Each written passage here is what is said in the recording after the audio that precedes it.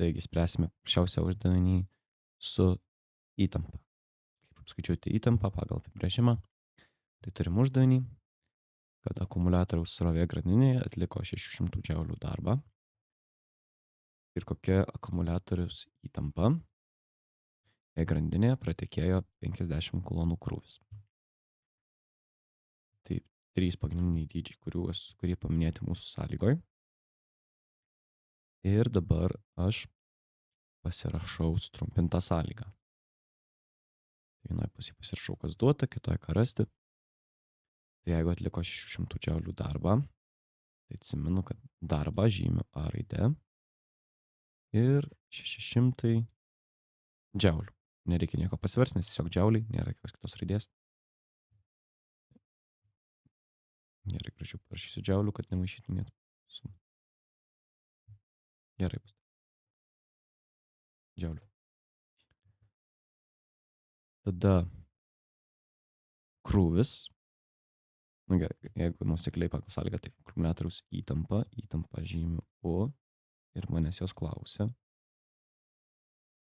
O grandinė pratikėjo 50 kolonų krūvis. Tai krūvį žymiu Q 50 kolonų. Dabar atsimenu įtampos apibrėžimą, kad tai yra dydis apibūdintas elektrinį lauką, kiek jam reikia atlikti darbo, kad perkelti vienetinį krūvį iš vieno lauko taško į kitą. Ir pagal šitą apibrėžimą atsimenu, kad formulė U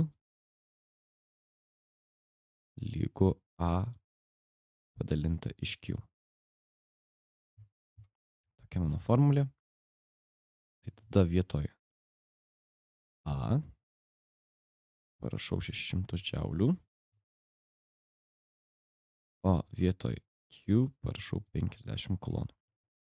Tada parašau U lygu 600 padalinta iš 50. Įsivedu į skaičiuotuvą.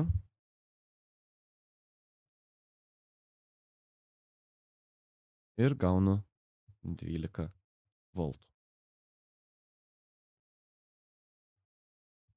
Nepamirštam parašyti, kokį matavimo vienetą, tai yra voltai. Ir mūsų atsakymas ir yra tada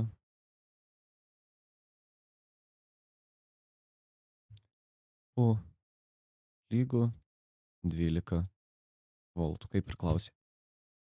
Klausė, kokia akumuliatoriaus įtampa, mes ir atsakėm, kokia akumuliatoriaus įtampa.